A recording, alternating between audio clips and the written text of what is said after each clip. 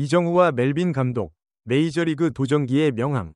두 남자의 운명적 만남. 메이저리그라는 거대한 무대에서 펼쳐지는 드라마는 때로는 영화보다 더 극적이다. 2024년 한국 야구의 간판 스타 이정우와 메이저리그 베테랑 감독 밥 멜빈의 만남은 바로 그런 이야기의 시작이었다. 한 명은 아시아를 떠나 새로운 꿈을 찾아 나선 27세의 젊은 야구선수였고, 다른 한 명은 20년 넘게 메이저리그 벤치에서 수많은 승부를 경험해온 노련한 지휘관이었다. 희망찬 출발점 2024년 2월 위 약속. 애리조나의 뜨거운 태양 아래에서 2024년 2월 애리조나주 스프링 트레이닝 캠프장의 따스한 오후 햇살이 그라운드를 비추고 있었다. 선인장이 점점이 솟아있는 사막의 야구장에서 밥 멜빈 감독은 유독 한 선수에게 시선을 집중하고 있었다. 바로 키움 히어로즈에서 건너온 이정우였다. 이정우가 개막 라인업의 선발 1번 중견수가 아니라면 이상한 일이 될 것이다. 멜빈 감독의 이 말은 단순한 립서비스가 아니었다. 그의 눈에는 확신이 가득했다. 메이저리그 무대에서 22년간 선수와 감독으로 활동하며 쌓아온 경험과 직감이 그에게 말하고 있었다. 이정우는 특별한 선수라고. 베테랑 감독의 해안. 밥 멜빈은 메이저리그에서 손꼽히는 명장 중 한 명이었다. 현역 감독 중에서도 세 손가락 안에 들 정도의 풍부한 경험을 자랑하는 지도자였다. 특히 그는 다양한 문화적 배경을 가진 선수들과 함께 해온 경험이 풍부했다. 최근 샌디에이고 파드리스에서 김하성과 호흡을 맞추며 보여준 케미스트리는 야구계에서 화제가 되기도 했다. 멜빈 감독이 이정우를 보는 시각은 단순히 아시아 선수에 대한 호기심을 넘어서는 것이었다. 그는 이정우의 다재다능함에 주목했다. 외야 어디든 소화할 수 있는 수비력, 상황에 따라 타순을 조절할 수 있는 적응력, 그리고 무엇보다 팀플레이를 우선시하는 마인드까지. 이 모든 것이 당시 여러 문제점을 안고 있던 샌프란시스코 자이언츠에게는 만병통치약 같은 존재로 여겨졌다.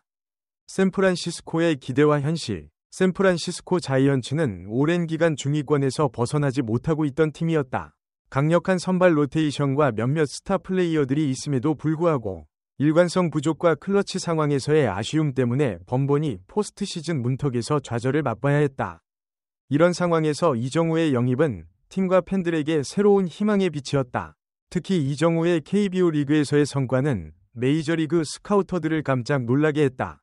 통산 타율 .340, 뛰어난 선구안, 그리고 상황 타격 능력까지. 이 모든 것이 메이저리그에서도 통할 것이라는 기대감을 불러일으켰다.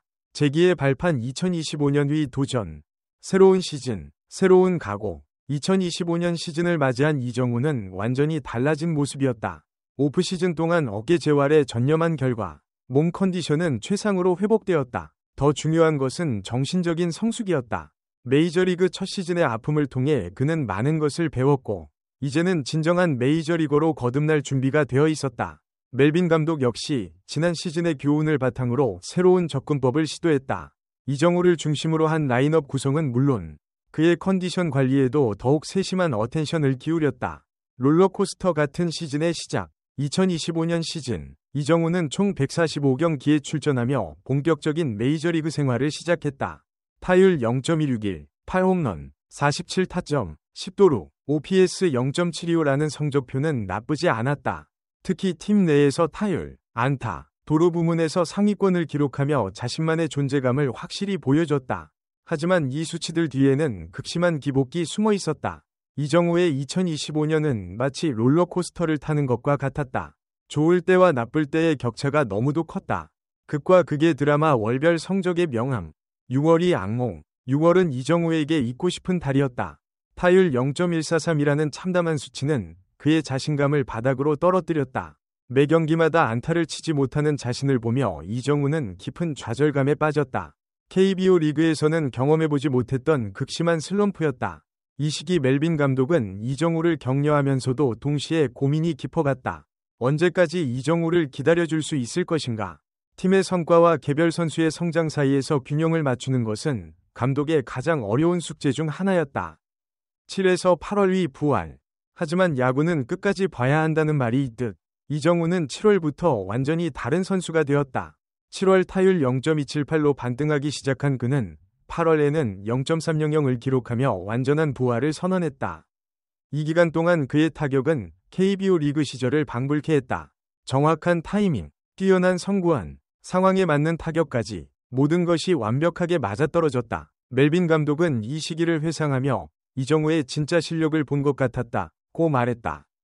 팀 동료들도 이정우의 변화를 느꼈고 클럽하우스 분위기도 한층 밝아졌다. 9월이 희망과 좌절, 9월 초까지도 이어진 좋은 컨디션은 이정우의 시즌 타율을 0.270 선까지 끌어올렸다. 팬들은 드디어 이정우가 메이저리그에 완전히 적응했다고 생각했다. 하지만 야구의 잔혹함은 여기서 끝나지 않았다. 9월 중순부터 시작된 슬럼프는 이전보다도 더 심각했다. 21타수 연속 무안타라는 충격적인 기록은 이정우 자신은 물론 팀 전체에 큰 충격을 안겼다. 이는 단순한 컨디션 난조를 넘어서 정신적인 부담까지 가중시켰다. 감독의 딜레마 배려인가, 전술인가, 미묘한 변화의 신호들, 21타수 연속 무안타라는 극심한 슬럼프에 빠진 이정우를 보며 멜빈 감독의 태도에도 변화가 감지되기 시작했다. 한때 절대적 신뢰를 보냈던 선수를 선발 라인업에서 제외하는 날이 점점 늘어났다. 이는 팬들과 언론의 관심을 끌기 충분했다. 감독의 해명과 숨겨진 진실. LA 다저스와의 중요한 경기를 앞둔 9월 21일, 멜빈 감독은 기자들 앞에서 이정우의 기용 방침에 대해 설명했다. 이정우가 매일 경기에 나서는 것보다는 하루씩 쉬어가며 경기에 나서는 게 더 도움이 될 것 같다는 것이 그의 공식 입장이었다. 표면적으로는 선수를 위한 배려로 들렸지만 현지 언론과 야구 전문가들은 다른 시각으로 바라봤다. 세밀한 분석 결과 이정우가 빠지는 경기들에는 특별한 패턴이 있었다. 상대팀 선발 투수가 좌완인 경우가 유독 많았던 것이다. 좌우 스플릿의 현실, 데이터는 거짓말하지 않는다. 이정우의 2025 시즌 좌우 스플릿을 자세히 들여다보면 우완 투수 상대로는 타율 0.169, 출루율 0.342, OPS 0.761을 기록했다. 반면 좌완 투수 상대로는 타율 0.240, 출루율 0.278, OPS 0.635로 확연한 차이를 보였다. 이는 메이저리그에서 흔히 볼 수 있는 현상이긴 하지만 이정우가 진정한 주전 선수로 자리 잡기 위해서는 반드시 극복해야 할 과제였다. 멜빈 감독의 선택이 단순한 배려가 아닌 냉정한 전술적 판단에 기반했을 가능성을 배제할 수 없었다. 위기에 선 두 사람 요약. 샌프란시스코 자이언츠는 9월 22일 기준 77승 79패로 승률 5할 밑으로 떨어졌고 포스트 시즌 진출 확률은 0.2%에 불과하다. 9월 중순 이후 연패와 역전패가 이어지며 사실상 희망은 사라졌다. 멜빈 감독은 투수 교체 타이밍과 소극적 운영으로 거센 비판을 받고 있다. 2년 연속 가을 야구 실패가 현실화되며 그의 입지는 흔들리고 있다. 이정우는 145경 기출전으로 경험을 쌓았지만 좌완 공략 파 멘탈 강화가 내년 과제다. 시즌 말미 선수와 감독 모두 각자의 갈림길에 서 있다. 자이언츠의 운명은 어디로 향할까요? 이정우의 도전과 멜빈 감독의 선택. 여러분은 어떻게 보시나요? 댓글로 의견을 남겨주세요.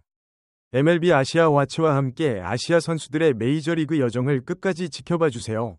구독과 알림 설정하시면 매일 가장 빠른 소식을 놓치지 않고 만나실 수 있습니다.